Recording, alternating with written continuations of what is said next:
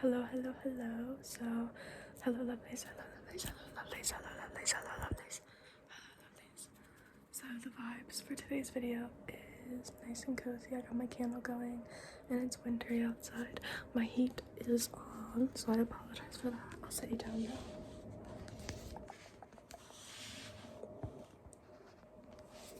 So, yeah, my heat's really loud. I really apologize. It's winter. I need heat. I can't do anything about it. Sorry.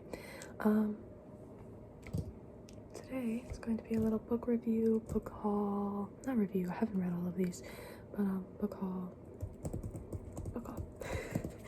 I'm sorry, I don't know if you guys really like the book videos, but I really enjoy books, so I'm doing them. There's like loose hair all over my desk.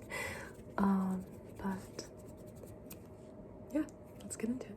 So the first book that I have is Project Not. It is an advanced reader's copy and it's a graphic novel, so because it's advanced readers, only the first couple pages are in color, and then you have just this like black and white, and then at the end it's even just like a lot of sketches. So let me read you the little synopsis in this book. So welcome to the year 2122. Ren Mattel's last memory in the year 1996 is getting on a bus to visit his mystery pen pal, Georgia. When he wakes up in 2122, he thinks he might be hallucinating. He's not. Tech conglomerate Chronotech sponsored the time travel program to help students in 2122 learn what history was really like from real life subjects who've been transported into the future, and Ren is one of them. That's Ren. In 2122, Ren's life in the 90s is practically ancient history, and Ren's not sure how to feel about it. On top of it all, he learns that his memory will be wiped of all things 2122 before he's sent back to the 90s. Adding to Ren's complicated feelings, he's forming a crush on his student guide, Mars. And when he crosses paths with the absolute last person he expected to see in the future, he has a bigger problem on his hands. What if Chronotech isn't the benevolent organization they claim to be, and he and his fellow subjects are in great danger? Ren must decide how much to invest in his fleeting future and what he owes his future friends and himself before it's too late in this hilarious and heartwarming sci-fi adventure. So, the book comes out in February of 2023. I will not be reading a review or anything online because it is published through HarperCollins, and a lot of their workers are on strike right now. You should look it up if you don't know anything about it. But thoughts on this book. I don't know how this is going to be advertised. I haven't really looked up information about this online. I just got it through my local bookstore, but it's definitely a YA, and it is sci-fi, and I will admit I'm not a huge sci-fi person. I tend to go towards like fantasy over sci-fi, but I still enjoy sci-fi here and then. But I'm not a huge fan of this. I mean, it's not a horrible book. I have read graphic novels before, but I've really only read Heartstopper, and then I read a few like graphic memoirs. So this was definitely not what I was used to, but yeah, I'll show you the first page so you can get an idea of the art style. I'm not a huge fan of this face. The author draws like faces like this a lot, and it just looks really weird. Another thing that I thought is this book takes place in 2122, so it's like 100 years into the future, and I just didn't think it felt very futuristic, which kind of threw me off. Like, it's supposed to be 100 years into my time. I can't even imagine what that would be like, but all of the, well, these kids are from the 90s, but the kids from the future, they all just kind of have like the same style that we do now. There's no difference in it. And there's not really any difference. There's not a whole lot of, okay, that's a lie. Time travel exists, and holograms are used, but those were the two major like differences. I don't know. I think the idea for this book was very, very good. I don't think the execution was the greatest. I'll leave it at that. Okay, moving on, we have one last time, the Casey McQuinton. I got this book for $6 at my bookstore because it was used and it's still in like perfect condition. I have read Red, White, and Royal Blue. I have not read anything else by this author. So let's read the description. For cynical 23-year-old August, moving to New York City is supposed to prove her right, that things like magic and cinematic love stories don't exist, and the only smart way to go through life is alone.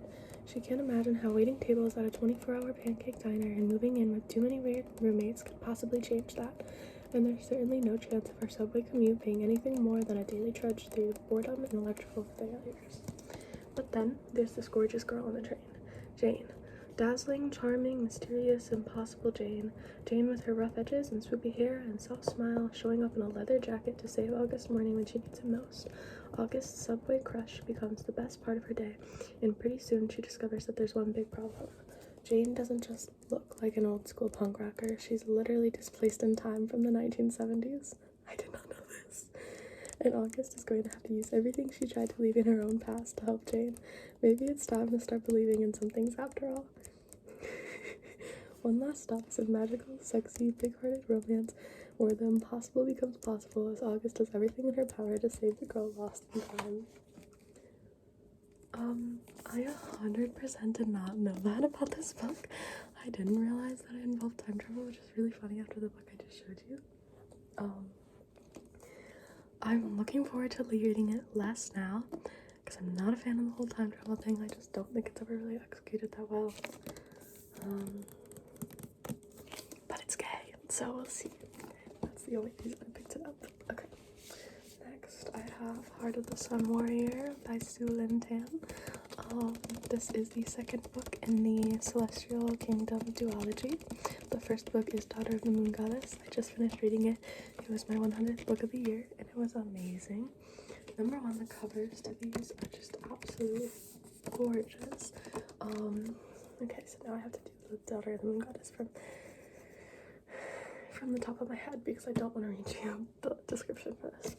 So Daughter of the Moon Goddess is a retelling of Chinese mythology. It follows, I feel like I might butcher the names, and I apologize. It follows Qingyin, which is the daughter of the moon goddess.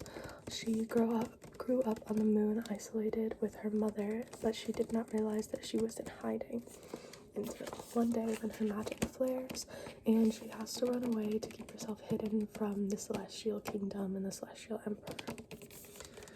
So in her running away from hiding, she ends up in the Celestial Kingdom, and I don't know how much the description goes into, but let's just say she gets close to an important figure there and has to spend the whole novel trying to stay hidden so that she doesn't get hurt, but while also trying to rescue her mother from the moon, because her mother is stuck on the moon.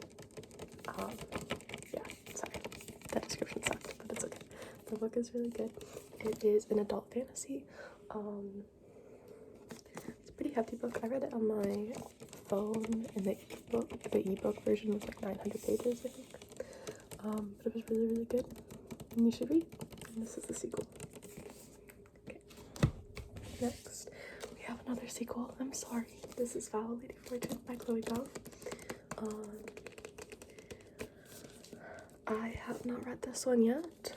I have read the other two books, though, that are in this universe. I don't know if the universe has a name. I don't think it does. But, the first book is These Violent Delights. The second book is Our Violet Ends. So These Violent Delights follows Roma and Juliet. It is a retelling as well. It's a retelling of, not this one, the other one's a retelling of Romeo and Juliet. Get it? Roma and Juliet. But Roma and Juliet are both the heirs of the two biggest gangs in Shanghai, I believe. Yes, in Shanghai. And the book takes place, I want to say, the late 1920s. Yes, it takes place in the 1920s. So 1920 Shanghai, Roma and Juliet are your main characters. I believe you see both of their points of view in the book. But yeah, they are the heirs to gangs. So there's a lot of violence, but there's also some little fantasy and magic involved. Sort of, I don't know, it's kind of more science, it's difficult to explain, but, it does have a little twist in it, and the books were so good. So this is, a spin-off of that. It follows one of the side characters from These Violent Delights. Yeah, I'm not gonna read this because it will be a spoiler if you haven't read These Violent Delights. So go read These Violent Delights. Alright, and then lastly, from what I have next to me, we have We Deserve Monuments by Jazz Hands. So this book just came out, I believe, in November of this year. I got it the day it came out. Didn't even realize, but I just went to the bookstore and I was like, yes. So let's read the description. It says, what's more important, knowing the truth or keeping the peace? When her family moves to Bardell, Georgia, on the cusp of her senior year, Avery Anderson is uprooted from D.C. and thrust into the hostile home of her terminally ill grandmother, Mama Letty.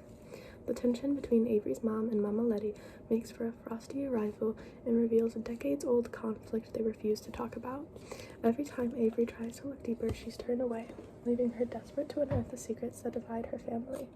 While temper flares at home, Avery finds friendship in unexpected places, with Simone Cole, her captivating next-door neighbor, and Jade Oliver, a member of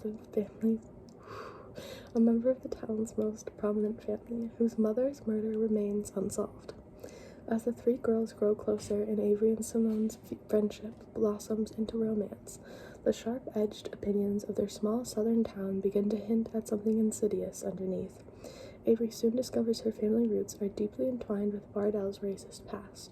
With Mama Letty's health dwindling every day, Avery must decide if digging for the truth is worth toppling the delicate relationships she built, or if some things are better left buried. So this is Avery. This book is, I believe, a YA, but it does have a lot of trigger warnings, so you should look them up before reading. But it was amazing. I'm just going to read the praise for it on the back. So, a gripping portrayal of the South's inherent racism and a love story for queer black girls. An absolutely beautiful achievement. I felt this book in my heart, in my very marrow itself. A breathtaking duvet that explores love and family in a tender, honest way, with beautiful writing and a mystery that grabs you to the end. An exquisite story about the value of family, the danger of long-held secrets, and the beauty of first love. This is a powerful, quaking meditation on generational trauma that effortlessly blends the South's honeyed sunshine with its rotten secrets. So I did really enjoy this book. However, I did read it thinking that it was going to be more of a mystery. I thought it was going to follow more of the mystery that I mentioned in the description, but after finishing reading it, it does have that mystery aspect to it, but I felt that it was much more like a YA coming-of-age novel. It was amazing. Alright, so that's all for today. I hope you enjoyed. Bye, I'll see you again soon.